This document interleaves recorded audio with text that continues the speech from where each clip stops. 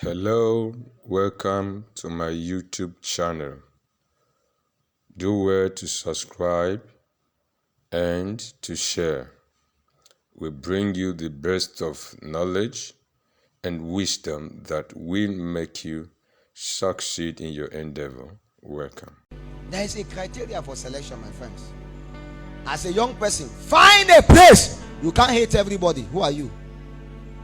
If you hate everybody, you have a demon. We need to cast it out. One of the prime requirements is you minister to God. The next is to minister unto men. You must be able to minister unto men. Ministration to men is also service to men. I don't know how to separate in between human worship and service, but I believe the heart posture matters. It is not possible for you to be able to receive anything from someone you don't honor, no matter how small they seem they are. Do you know if Saul refused to meet Ananias, his eyes will still remain closed, although he has a calling, heavy calling, that a man that was not in his own status need to unlock it. Of course, status in keeping to physical manifestation, because popularity may not actually be equal to stature in the spirit, according to what we saw. But the sincere truth is this: whether you like it or not, you cannot have stature in the spirit and God will not give you a place among men. Do you realize that? Is there something wrong with you, or there is something you are not doing? And that is why that place of equipping and all of this is coming to view. But please, you must be able to understand that when we talk about the prime call of the fulfillment of your purpose to escape the tragedy of life as allotted to everyone, see, you cannot escape without serving God and serving men. How do you serve men? You serve through their vision and their commissions, and you serve your way through graces. I was hearing the story of our father, Daddy Paul Eneche. I remember many years ago when Daddy Reinhard Bonke used to come and do crusade everywhere in Nigeria before he passed on to glory. Of course, I was at the last one at Mowe that he came and did passing the torch. That time, I realized I used to wonder how he does what he does, until when I begin to advance in ministry and I realized, okay, there were so many people that were supporting what that man was doing. So many people giving millions to ensure that those crusade holds in Africa. But anytime he announced that crusade is going to happen in Africa, it's an opportunity for many pastors to loot. Many bishops begin to loot. They loot. You know what they call looting? One of the greatest places EFCs need to visit is the church. Free money is there. Free money.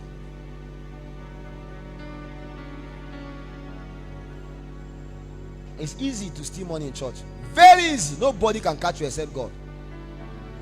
And that's why if they make you treasurer, you have to pray times 2, because Judas, the first one, there's a problem at the end. It's hard for any treasurer to make heaven.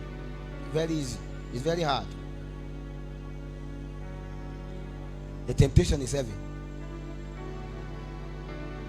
And during those times, when this man says he's coming to Nigeria, what happened is that most of these our bishops submit their CV and how long they have been in church history in keeping to Nigeria Foundation and how many branches they have, so they entrust them with millions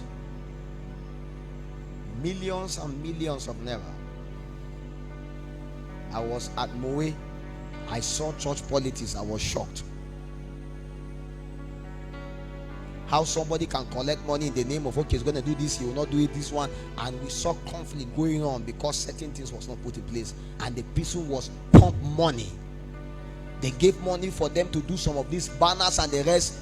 The man stepped into Lagos and did not even see any. And they gave millions. It was when the service was going and they were now putting them. When all of those things was going on, Daddy Paul said that he now realized one time, of course,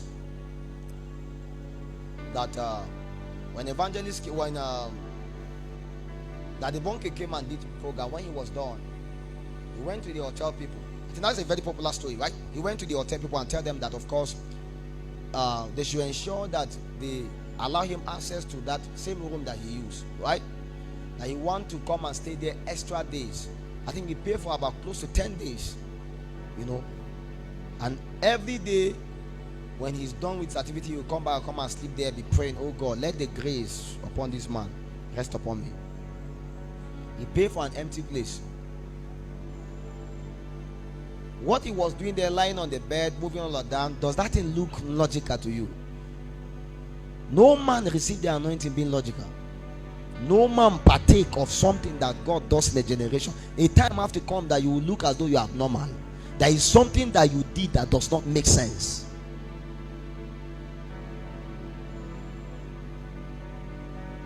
You will lie here, lie there, lie here. The people say, are you okay? No, we are not. Nobody staying here. Say, just leave the place like that. Is it not your money that's your problem? I have paid. She sent some seed again to the man. Well, bishops, we are trying to steal money. This other one was finding his way to collect something.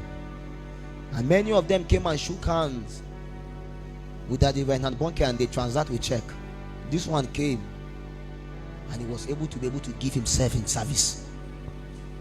And I was there. I saw churches, like many churches donated their buses, donated their camp free to be used for people to stay, while others were saying they have to pay them this, they have to. I was shocked.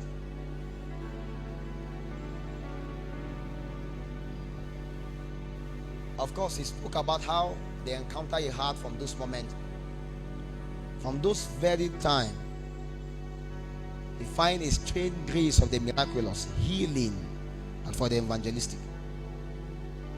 And suddenly, anytime he go out for anything that have to do like evangelism, outreach, miracles here and there, whether he want it, whether he doesn't want it, the thing just follow. You know, these things follow men. Signs and wonders, it follow you. You can just be here talking like this, and somebody see you, don't even know. It's follow. If you have to be able to always enforce it, it's good, but it's better when it follow you. Very easy for the man. And that is how, by default, the availability of the grace that was upon people that call themselves evangelists in our generation is upon a man that is a pastor. You think that God did not want to embrace an evangelist in Nigeria? Let's count evangelists in Nigeria doing mighty things. My brother, you'll be counting pastors of churches. Where are those people that occupy those offices? Where? All the bigger camps crusade that we saw being done by our fathers that have been doing, that the Polynesia is doing, that the Ikumi is doing, that the Adebo are doing, are they not pastors? These are people that still pastor in the largest churches. Is that not true? Where are the people that we call the evangelists? Where are they? An exchange happened. Stolen waters are always sweet until later on.